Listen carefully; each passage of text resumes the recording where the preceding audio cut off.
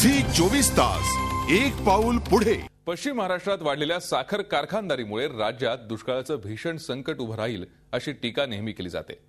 यात काही प्रमाणात तथ्य असलं तरीही ऊसापासूनच पाणी निर्मिती करता येते आणि पाण्यावरच साखर कारखाना चालू शकतो हे कोल्हापुरातल्या गुरुदत्त शुगर फॅक्टरीनं दाखवून दिलंय।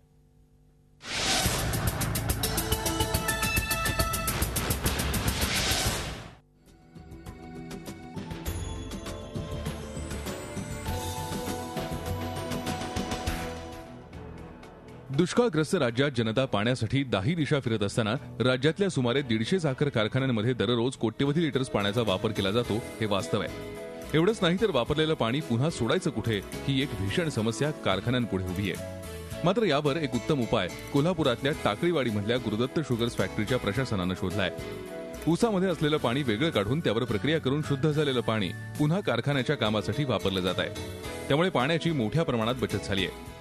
पहिल्या टप्प्यामध्ये आम्ही जवळजवळ 20 ते 25% आम्ही यशस्वी झालो पाण्याचा पुनर्वापर करण्यामध्ये। दुसऱ्या टप्प्यात म्हणजे गेल्या वर्षी 50% पाण्याचा आम्ही पुनर्वापर केला आणि ह्या वर्षी मला सांगायला आनंद वाटतो की ह्या वर्षी आपण 100% पाण्याचा पुनर्वापर करतोय। कारखाना पाण्याच्या बाबतीत स्वयंपूर्ण झाला, म्हणजे ज्याला रिलायबल सोर्स ऑफ वॉटर आपण म्हणतो।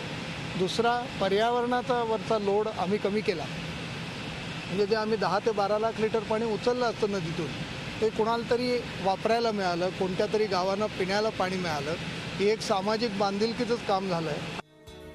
भविष्यात पाण्याबाबत गांभीर्याने विचार करून प्रशासनानं वॉटर ट्रीटमेंट प्लांट तयार केलाय।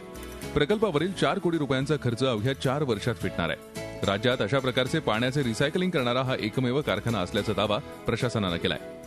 या वॉटर ट्रीटमेंट प्लांटसाठी 3 कोटी रुपये खर्च झाले होते आणि हा प्लांट मुद्दाम आम्ही स्टेनलेस स्टीलमध्ये केला आहे, जेणेकरून मेंटेनन्स कॉस्ट ही कमीत कमी राहावी आणि जी पण ही इन्व्हेस्टमेंट आम्ही केलेली आहे ती साधारण 4 ते 5 वर्षामध्ये याचे पूर्ण आम्हाला रिटर्न्स मिळून जातील आणि त्यानंतर जवळजवळ 25 वर्ष या प्लांटला काही होणार नाही, त्यामुळे ते प्रॉफिटच राहील आपलं।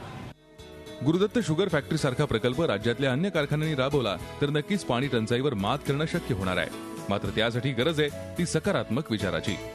झी 24 ताससाठी प्रताप नाईक, कोल्हापूर। झी 24 तास एक पाऊल पुढे।